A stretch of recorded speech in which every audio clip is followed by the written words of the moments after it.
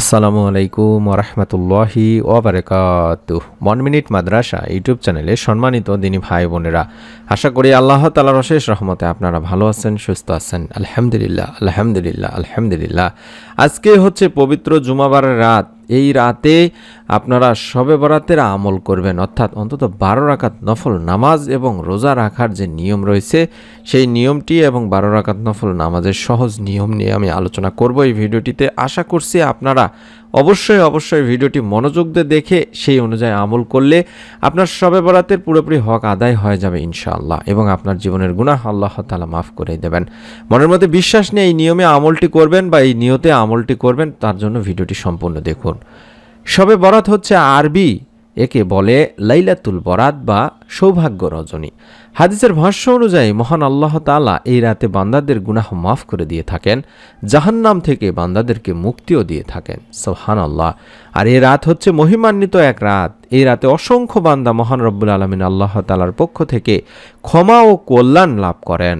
প্রতি বছর হিজরি ক্যালেন্ডারের শাবান মাসের 14 তারিখ দিবাগত রাত শবে বরাত পালন করা হয়, যেটা আজকের, অর্থাৎ আপনারা হয়তো কম বেশি অনেকে জানেন যে এবারে আরবি এবং ইংরেজি মাস দুটি সমান তালে বা একই সঙ্গে চলছে। আরবি মাসের আজ হচ্ছে 14 তারিখ এবং ইংরেজি মাসের আজকেও হচ্ছে ফেব্রুয়ারি মাসের 14 তারিখ।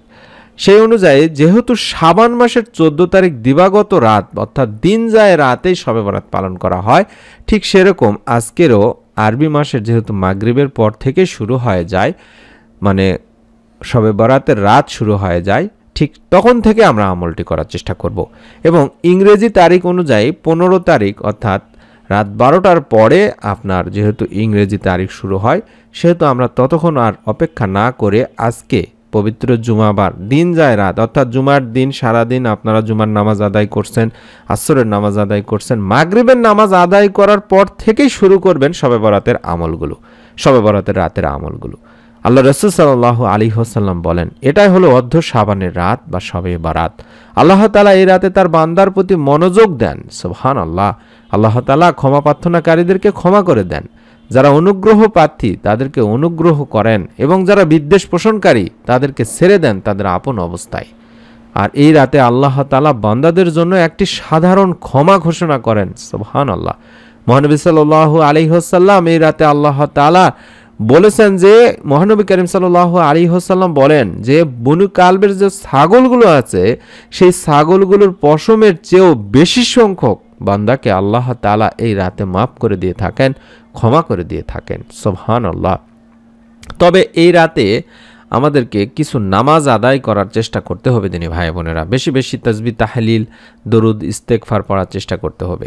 শবে বরাতের রাত্রে জেগে নফল নামাজ পড়তে বলেছেন নবী করিম সাল্লাল্লাহু আলাইহি ওয়াসাল্লাম নিজেই।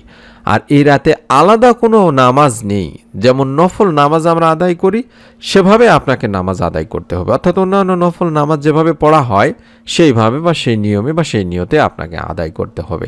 তবে এই রাতে যেভাবে নফল নামাজ পড়তে হবে তার কোনো আলাদা নিয়ম কানুন যে আছে এমন না, আলাদা কোনো নিয়ম নেই।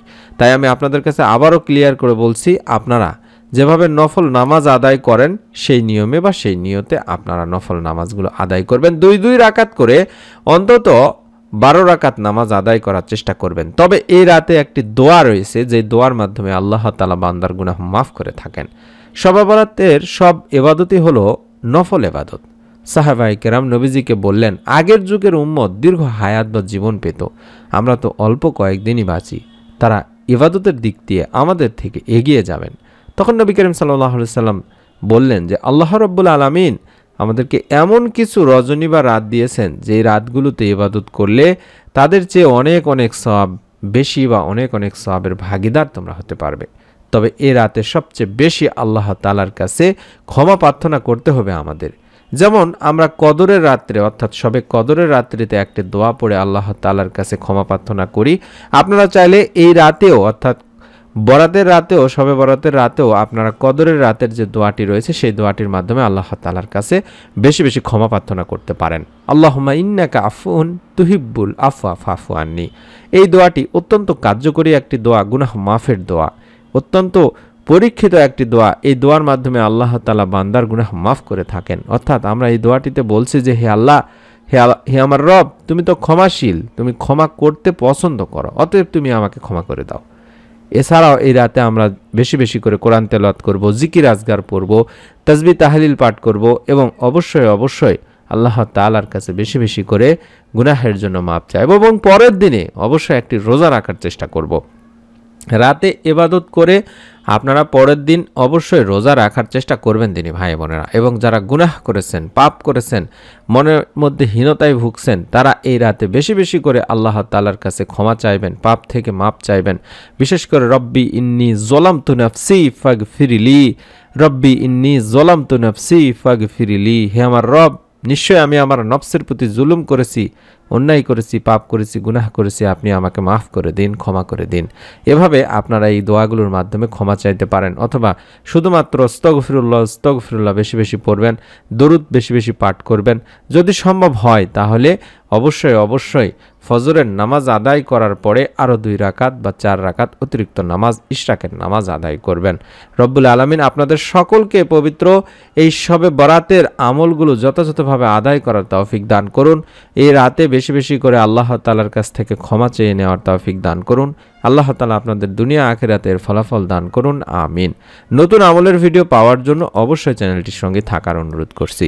আসসালামু আলাইকুম ওয়া রাহমাতুল্লাহি ওয়া বারাকাতুহু।